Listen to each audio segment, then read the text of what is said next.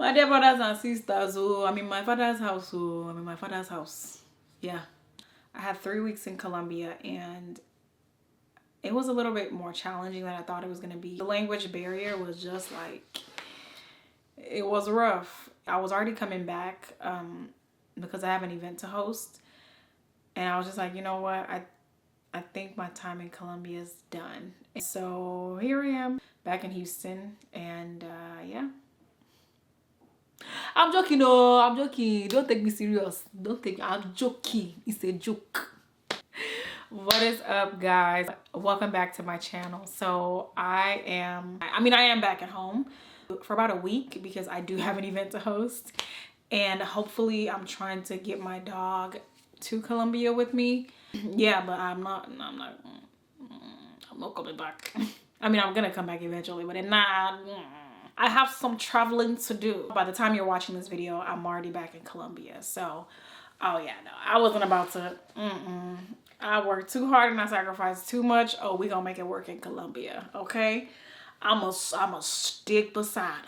While being back at home, I decided, oh, why not do a video on the pros and cons of, you know, moving out of your parents' house. And a lot of people can relate to this. Most girls, most women that grow up with immigrant parents. I'm saying girls because I feel like we tend to stay a little bit longer, but guys do as well. We normally stay with our parents until we get married.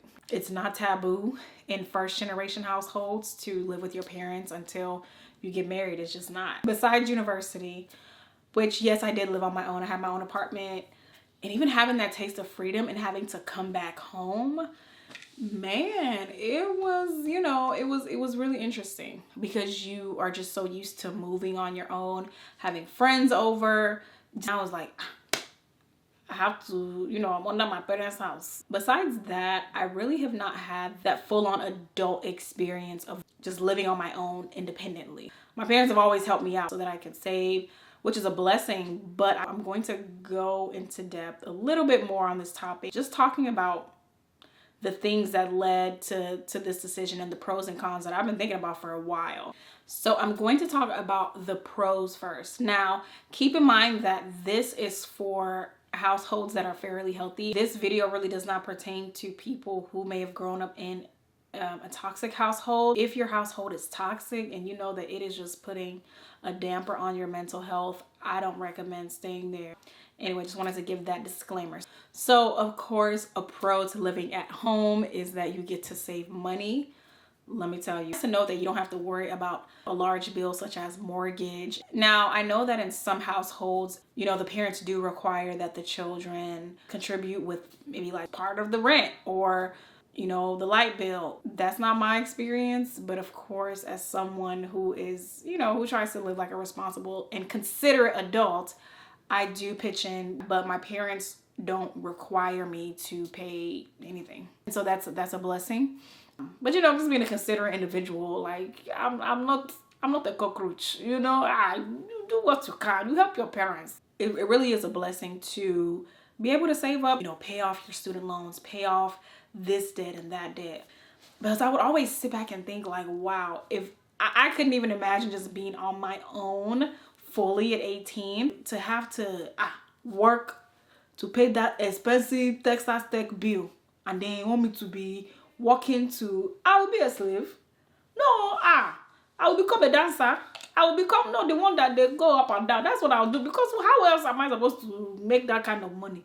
With living with my parents too, I realized that I have the freedom to travel where I want to, know that I have a safe place to come to, you know, whenever I'm back in town. It just gives me the liberty to enjoy life a little bit. Living at home allows you to have a support system. And if worst comes to worst, like in my case, right, if I am just traveling and something happens and I'm just like, okay, I'm done, I'm ready to just go back home, I know that I have a safe place. I have a safe haven back in my parents' house, and then I'm always welcome and the door will always be open for me to come back home, and that's a blessing. I also think living at home, it helps me to be less selfish and more selfless and just considerate, and I think that'll help me out in the future for sure. So these are the pros that I can think of. I'm trying to think of, I don't know, these are my pros. And so let's get to the cons of living at home as a grown adult. I was like, let me do the pros first because the pros was a short list. The cons, I have a scroll, in fact.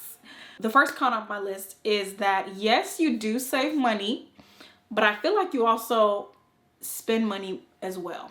I feel like you spend more money because you don't have to worry about mortgage and all these things. And so if you're not disciplined, you can be very careless with your spending when living at home because you're kind of in that comfort zone knowing that, hey, I don't have to worry about this bill. I can buy this and splurge on that. And so that can be very dangerous territory. So instead of actually saving up and paying for the loans that you should be, you might be doing that, but you could also be saving a whole lot more if you were disciplined. And I feel like, yes, living at home, you can save, but you can also spend. The next con, you are treated like a child. Oh my goodness. One thing I noticed was when I went to college and when I would come back briefly, I don't know, my parents were just more relaxed, and you kind of need that space to get away from them so they can know that you are an adult now or you're operating as an adult. You still have moments where they yell as if you're 14. Anytime you're living with human beings, there's going to be conflict. But I think with your parents, sometimes instead of you guys having that adult conversation, they kind of have to remind you that you know you're still a child, and it can get old really fast. And even with, you know, knowing that, okay, I have the freedom to go out as I please, you know, you still want to be considerate and not come home at like 3 a.m. because they're still your parents. And although they see you as an adult, they're still worried. And so sometimes, you know, hey, that could be an issue for some people. It is what it is. So another con with living at home as a grown adult is the fact that you may not be able to come home from a long day of work and just relax. You know, there were times where I would come home and immediately I met at the door, you know, literally my one leg just spin. All of a sudden is, sis, let me tell you about Fortnite and all this game. Or you hear from your parents, you come in the door, Adaeze, come and help me go to this African restaurant. Please go and buy this thing for me. Please, can you go to H-E-B and buy banana? Please, we don't have plantain. Please go, and we don't have onions. I called you, but you did not answer. I said, God, what is it? With my little brother, I had to set boundaries, and I had to say, listen, when I come home, I need like an hour. I need an hour to just decompress. And then after that hour, then you can come and talk to me about these different things. Because I'm like, I've been at work, I've been talking to people all day. Like, I just want, sometimes I'll be driving in the car, no music, nothing. I just want to hear silence. And so I had to set that boundary. You know, luckily he learned. And there were some times where I would come through the remember that hour. I need my 1 hour. And he'd be like, oh, okay. Living at home as a grown adult, let me tell you, in addition to my last point, there was privacy. Private Guinea. You don't have, what's that? The day I knew that, I was like, okay, this is just a bit much. I was in the shower and my mom literally like opens the door while the hot water is running, and she's asking me if I can put auntie this her friend's contact on WhatsApp. If she put their name but she's not finding it, please, how can I help her? I'm literally looking at her through the curtain like, mommy, you know, with the hot water running. I was like, you know, mommy, I'm in the shower. You know, when I get out, then I can help you. I don't understand though. Hey God. Honestly, I think it was like recently that I would actually get my mail and it was still sealed. Because when I would get my mail, it looked like cat and dog were fighting to open it, and they'll be giving it to me. I was like, you know, Daddy, you open my mail, like, you know, do you mind, like that's not fair, you know, I don't open your mail, you know, when I give it to you. He's like, so you are now questioning us. You are telling me what I can and I cannot do in my own house. So okay, what will you do? You know, African parents, all they are going to do is defensive. now I actually get mail that's still sealed. And so that one is a testimony, my brothers and sisters. I also think that one of the cons is the fact that it's hard to stick to a certain schedule. And what I mean is that I am a planner. I like to write my days out, and I try to be as organized as I can, you know. And so a lot of the times you may have your days planned out, but then your parents may be like, oh, please help me do this. Or for us, you know, we were having like some car issues. And so that would be just a chunk of my day. Just I had to sacrifice it because, you know, if her car was messed up on this side of town, I had to go and drive all the way there, all the way back. But I feel like with your parents, if it's not car, it's something else. If it's not this, is that. It was just hard for me to stick to a schedule. Like, I know things are not going to be perfect, and I know that you can make your schedule and plans, you know, things can happen, but at least let 85% of my days go according to plan. When I would go to my friend's house that, you know, they lived on their own, I would see how they would they would strive to like host. Oh, I need some water. They would like cook little meals, and like we could have a game night or different things like that. And I'm like, man, I want that. I really do. It's a little harder when you live at home with your parents because you all don't have that freedom to just be yourself all the way, you know, be loud if you want to. Or is it when you are trying to have game nights with your friends, then your mom decides she wants to come and be cooking stockfish? Now you and all of your friends are going home smelling like African markets. Or now your friends have to join prayer vigil, and your mom is on the prayer line, and so you guys cannot make any noise for 1 hour until she has finished her prayer line. I also feel like with living at home, I'm less likely to eat healthy meals. I'm not saying that it's impossible. Depending on your family, you know, if your family is a healthy family, then yeah, you'll probably eat healthier. But I think for me, if I'm on my fitness journey, my workout journey, and I'm like, okay, I want to cut back on this and eat healthier, it can be a little challenging. You know, we're still human, and sometimes, you know, you don't even feel like cooking. You just see what's there and you think it can put a damper on your fitness journey. But that's not always the case. I'm a very goal-oriented person.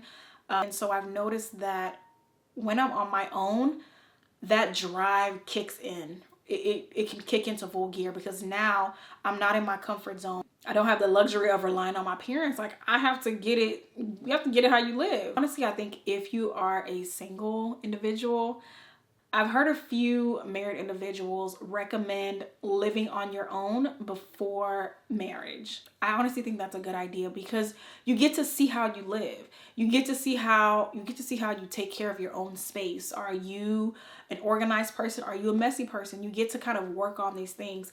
Even if marriage is not a desire of yours, I just think there's just some benefits of living on your own. For me, I personally could not see myself going straight from my parents' house to my husband's house. For me, it was important to live on my own in my 20s.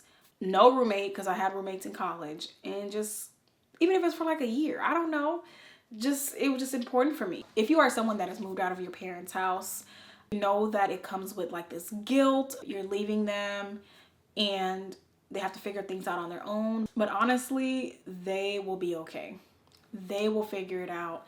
It's just going to create a new normal, and that's okay. We don't like change because change is uncomfortable, but sometimes you need to be uncomfortable to grow. So if you are someone who has a privilege of staying with your parents for an extended period of time to save money or whatever the case may be, please don't let anybody shame you into feeling bad because they were not presented the same opportunity. I found that people that would try to make me feel bad, a lot of the times they probably didn't have good relationships with their parents, or their parents just simply kicked them out. So don't let anybody shame you.